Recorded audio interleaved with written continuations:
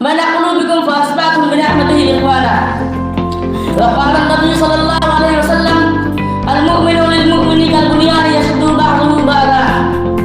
ایک ہو جائے تو بن سکتے ہیں خورشید و مبین، ایک ہو جائے تو بن سکتے ہیں خورشید و مبین، ورنہ ان بکھرے ہوئے تاروں سے کیا بات ہے.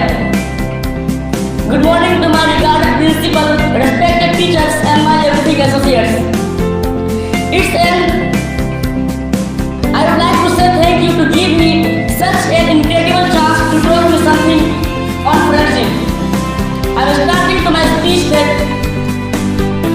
مسلمان کے نوجوانوں، جب ہم اپنے اسلاف کو درسندہ و تابندہ اور تابناک ماضی پر نظر ڈالتے ہیں تو ہمیں حکومت و سطوت، جاہ و منصب، عزت و شرافت، اکرام و تعظیم، غرض لے کے ہر وہ اچھائیاں نظر آتی ہے جو ایک عالی اور بلند وارفا قوم میں ہونی چاہیے.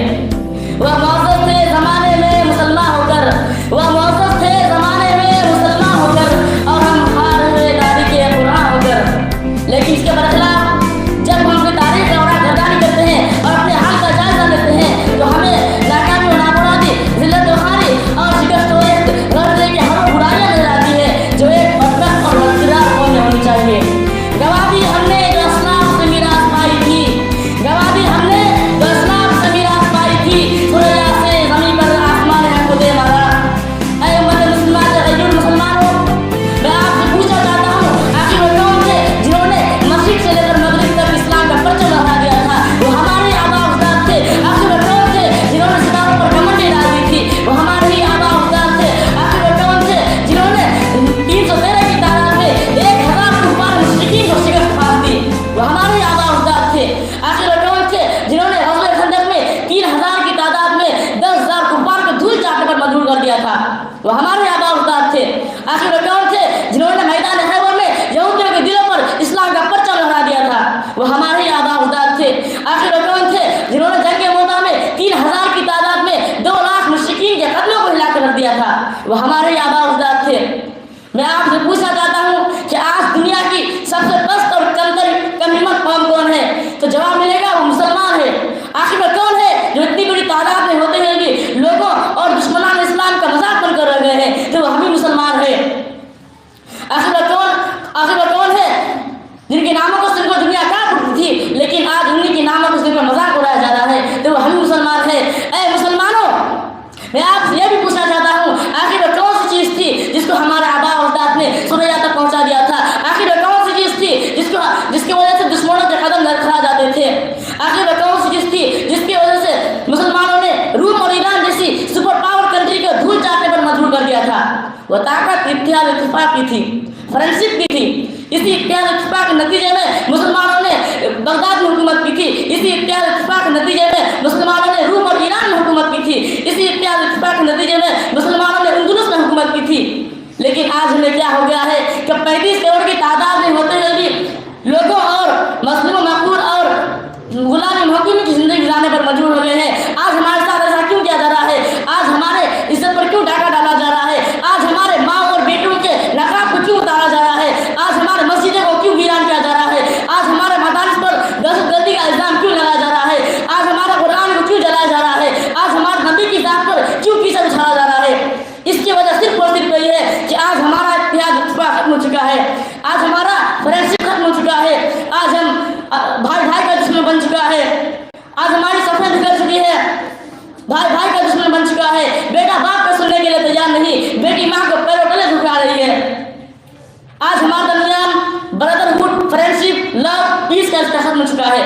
آج ہم درندے بلکہ درندے سے بچ چکے ہیں. ہم نے نہیں سنا ہے کہ شیر نے شیر پر حملہ کر دیا ہو، ہاتھی نے ہاتھی پر حملہ کر دیا ہو، لیکن آج ہمارے دلوں میں، آج ہمارے کانوں میں یہ بات ٹکرا رہی ہے کہ زید نے اپنے بھائی بکر کو وقت پر قضا نہ چکانے پر بدن کو روحان کر دیا. اے امت مسلمہ کے نوجوانوں، میں آپ سے پوچھنا چاہتا ہوں یہ قرآن ہے جو صحابہ کرام کے پاس تھا، یہ حدیث پر حدیث ہے جو صحابہ کرام کے پاس تھی، یہ اللہ ہے جو صحابہ کرام کے پاس تھا. کیا آج قرآن کی تاثیر ختم ہو گئی؟ کیا آج حدیث کی تاثیر ختم ہو گئی؟ کیا آج اللہ نعوذ باللہ غائب ہو گیا ہے؟ نہیں اے مسلمانوں، یہ قرآن اپنی طاقت اور قوت کے ساتھ قیامت تک کے لیے تھا، ہے اور رہے گا. یہ حدیث اپنی قوت کے ساتھ قیامت تک کے لیے تھی، ہے اور رہے گی. یہ اللہ ہے جو صحابہ کرام کے پاس تھا. یہ اللہ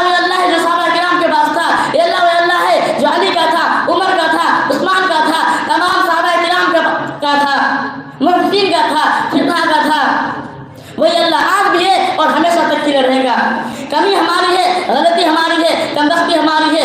آج ہمارے درمیان ذات پات کی لڑائی پیدا ہو گئی ہے. آج ہمارے درمیان امیر غریبی کی لڑائی پیدا ہو گئی ہے. آج ہمارے درمیان کالے گورے کا جھگڑا شروع ہو گیا ہے. آج ہمارے درمیان مسجد کا جھگڑا شروع ہو گیا ہے. حالانکہ قرآن کہتا ہے ان اکرمکم عند اللہ اتقاکم, اللہ کے نزدیک سب سے مکرم و معزز شخص وہ ہے جس نے تقوی اختیار کیا ہو.